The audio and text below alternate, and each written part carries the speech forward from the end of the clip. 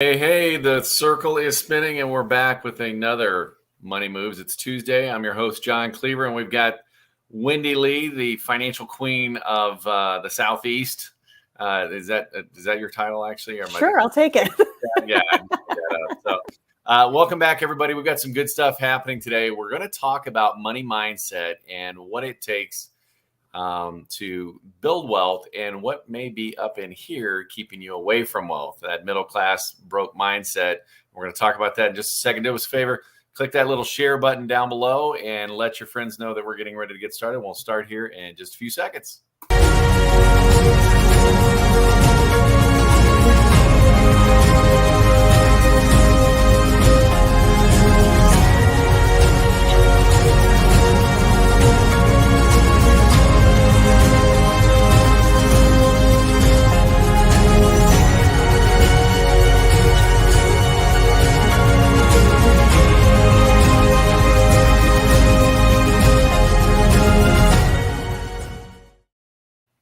All right, we're back. We are live, and welcome, Wendy. Good to see you. Hello, you too. Happy Tuesday. So Wendy and I did a social experiment, if you will, and we're going to talk about that today. So one of the things, you look at mindset. Wealthy people, we've talked about this before, right? Wealthy people think of money differently. They look at money differently. You've got, and I posted this probably, I don't know, about a month ago. We have guests still coming in. You can hear the door. So you look at what's going on with the mindset. So, the poor mindset, right? Mm-hmm. They look at money as a way to survive. They look at the money coming in. I've got to make enough to pay my bills. Okay. And that's really kind of how they think of it. Right. Middle class mindset. We look at money in order to pay bills and get ahead to be able to finance the things we want. So we look at the monthly payment.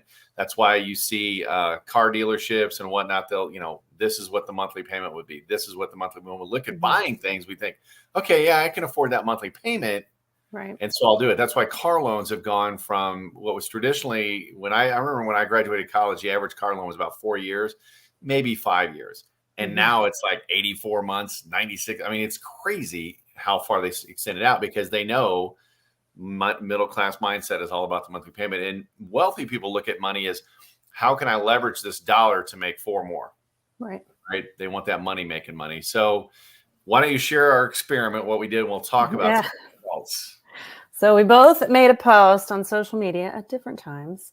And it said something like, you have $100,000 to spend in 30 minutes. What store are you going to? And so John posted it first, got some comments. And then I followed up a few days later and posted. And so, it's funny. You can tell a lot about where people's minds are and where the money mindset is by their replies. Now, in all fairness, we did say store and you have 30 minutes. So people's minds were geared towards like shopping, right? And we had a lot of people that actually have some very expensive, fun taste, right? Yeah, you do. But I mean, you think about that though, and again, you're given a pass, and I'm gonna call foul on that one. I mean, for the simple fact that TD Ameritrade's a store, JM Bullion's a store, right? So, I mean, it's basically how do you want to spend this $100,000? And the vast majority, and apparently you hang out with some more financially savvy people than I do, because you had a lot more answers that were non-consumer. But, you've got to realize the United States economy is built on consumerism. That's, we've got to have that GDP buying, and we've got to be consuming stuff in order for the economy, velocity of money and things like that to happen. And so we're taught that from a very early age. I mean, think of the business of marketing, right? Mm-hmm. And, a fan of Mad Men back in the day, when it was talking about the 50s and 60s and the ad guys that would put these ads out to get you and me to buy more crap. Yep. And then it became, okay, well, how do we buy all this crap if I don't have the money sitting aside? And then credit cards came on the scenes and stuff like that. The first credit cards, I believe the first one was like the Diners Club, use it for restaurants and stuff like that for businesses, business luncheons.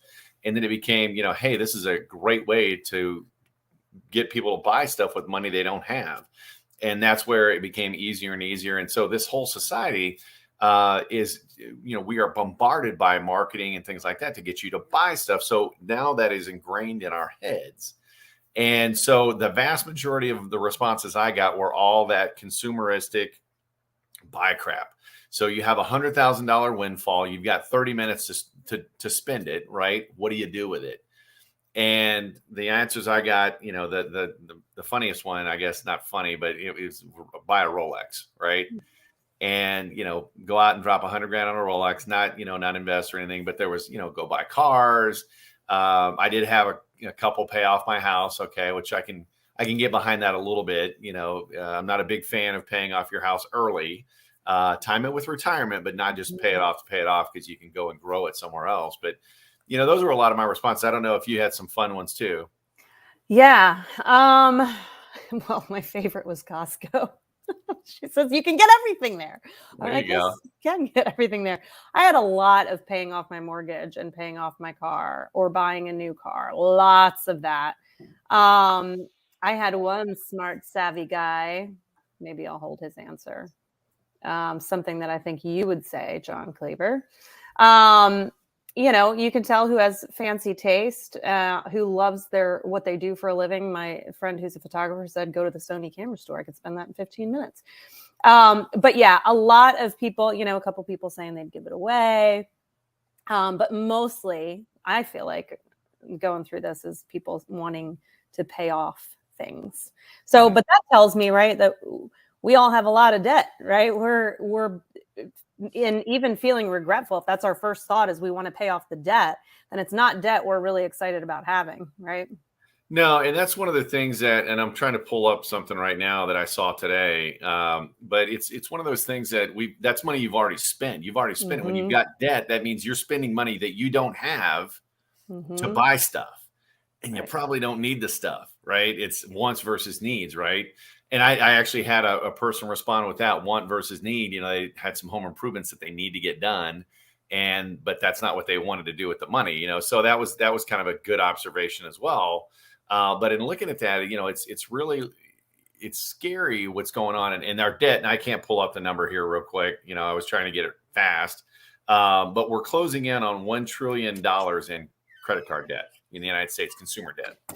And that's a massive, massive number when you really think about that. And especially, with what's going on in the economy, stuff like that. I mean, if the answer I gave, and I actually borrowed that post from somebody else, I saw it and I'm like, oh man, that's a great idea. What would I do with $100,000?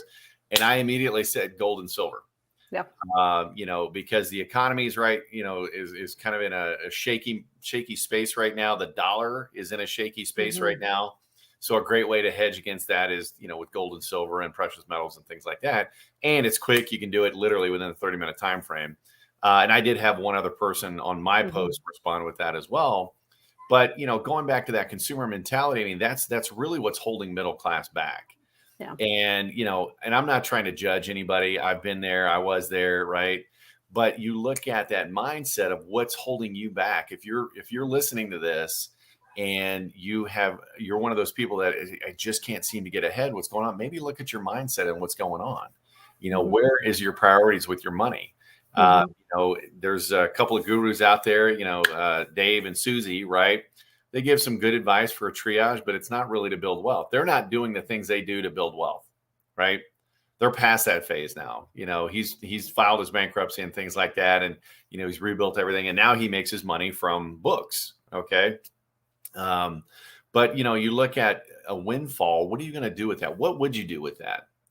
And, that's where it becomes, I was just blown away by how obvious it was of we're spenders. I'm going to blow it as fast as I can. Of course, 30 minutes gave a time frame. So yeah, that one, but anyway. Yeah. I had one guy say, buy gold. So I was like, I saw that answer. I'm like, all right, there you go. Yeah. And knowing what I know now, that's what I would do as well. Because then you're not really spending it, right? Yep. So. Well, and I could definitely see, paying off debt. That's one of the things, though, you can learn two ways. Okay. You can either learn through pleasure or learn through pain. Most people learn through pain, right? And that's the concern. If you have a windfall, you pay off that debt. You didn't really learn the painful lesson because it was found money, or you do a home equity line of credit or a debt consolidation loan, things like that. It's not, I'm more in favor of the debt snowball where you're actually paying it off yourself with time. But paying off debt, you don't really learn that lesson. So typically what happens is they go right back into debt again. Yep. Right. And a few years later, they're right back where they were. And now they've got a HELOC or whatever the case may be. In this one, it was found money. So I had an experience like that, right? I sold a house. I made a decent amount of money on it. And like half of it was gone in 4 days because it went to pay off debt. Right. And like, to your point, it was like money that came in. I'm like, whoa, well, the rest of it was gone by the end of the year. And then before I met you and started to get my, things right and look at things differently, I racked up some debt again. Yeah. And so, it's creating those healthy habits now. Like, don't wait, right? Everybody wants to wait until, I hear it all the time, even talking to people about getting their wealth map with us, right? They're like, well, I need to wait until I get this promotion, or I need to wait until I get this paid off, or I need to wait until, well, you're going to wait until it's too late. Period. There's always something that's going to pop up. And if you don't have your financial and house in order, and I'm talking to the listener right now, I'm going to give you a little tough love. You've got nobody to blame but yourself. And I say that with the most caring heart because I don't want to see people struggle. But until you take ownership and start making things happen, you're going to continue to do the same things over and over and over again, because the system's set up against you. As the working class, the middle class, the system is set up against you. Okay. Poor people, they don't make much money and they don't pay much in taxes, and they have a sustainable lifestyle, right? It's sustenance, right? They're paying their bills with their money. Wealthy people, they know the game. They know how it's played.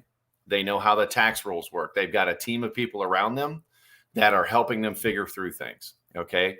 They don't finance their liabilities. They do not finance their liabilities. Write that one down if you're taking notes. And they use that money. They don't look at money as something to spend and buy them things. They look at money as something to go out and make more money with. They don't look at things and say, I mean, they don't look at things and say, okay, well, if I stretch out the payments, I can afford it. No, they go and use money, leverage it to buy a business, to buy a property or something like that, to pay for the things that they like. Okay.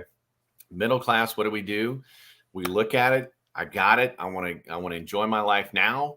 And YOLO baby, that was a whole marketing campaign. Right. And it's that whole, and I've heard people say this too, screw my kids, they can fend for themselves and things like that. So it's just a constant repetition. I'm not saying that's every person out there. I know you're not like that. I'm not like that. And a lot of people we talk to aren't like that, but you pass on money, right? Generational wealth. It goes one generation and then it's found money, no pain. And so what do? Go out and spend it. Go out and blow it. That's why trust and wills are important. Trust, especially because you can actually put some parameters on how they access that money, make it generational wealth. So again, just not to keep beating that horse, but I just wanted to share that. I thought it was a great little social media kind of experiment. Thank you. Experiment. And, but again, if you're looking to say that was you and you're looking to kind of up your game, level up your wealth building strategy, ask yourself whenever you buy something, okay, first of all, have a plan. Have a financial plan on where you're trying to get to, what you're trying to access. We talked last week on some things you should look at when building a strategy, right? So you can actually leverage it throughout your working years, not just in retirement. But have a plan, stick to the plan. Don't finance your liabilities, right? And ask yourself before any purchase, is this moving me closer or further away from my financial goals? Is this moving me closer or further away from my financial goals? And, don't carry credit cards with you either. That makes it too easy. So anyway, I don't know. Wendy, do you have anything else to add on that? No, that's it. And I got a really loud child in the background. So that's why I keep putting myself on mute, no matter how many times I ask to be quiet. No worries. So there you go, folks. So again, if you still want to chime in, think what you would do with $100,000 of found money, and kind of, really start to contemplate that. And guess what? Go build a spending plan and I guarantee you'll find some money in your budget. I So- do have one thing I want to throw out there, because when you said that, like, I just rung a memory in my head. But I did an exercise once where I had to spend $100,000 in a month, and had to take into account, like, what do I have today? Where does that money need to go? And how I would spend it today, and what I would like that spending to look like in the future. So if I have $100,000 every single month in the future, what would that spending look like? And it's so funny, because you just think $100,000 is a lot of money, right? And you're like, whoa, I would do this. Oh, like, but if you actually break it down and go, okay, if that's like revenue, I'd have to put this away in taxes. I'd put this away in savings. I'd put this away for whatever, take that big thing, maybe taking care of your parents or whatever. Seriously, she's so loud. Can you hear her? I can't hear it. Okay, good. She figured out how to FaceTime friends on her iPad, and yeah, it's been fun. Anyway, but really doing that practice of what's that ideal income that you want per month, and how would you spend it, and think about it and create a wise plan for your spending. And then for me, it was also motivating to go, okay, this is how much I want to grow. This is how much I want to keep moving forward to increase my income, so that I'm able to do these things and bless people this way. Because when you start to break it down, man, money doesn't go very far. No, it doesn't. It doesn't. So, well, folks, that's all we got. Thanks again, everybody. And if you like this, click the little subscribe button down below and give us a thumbs up. That helps our algorithms. And don't be afraid to share this stuff. This is good stuff. We're trying to grow this channel. It's all educational and all designed to help middle class kind of excel in wealth. So there you go, folks. Have a great day. We'll see you next Tuesday.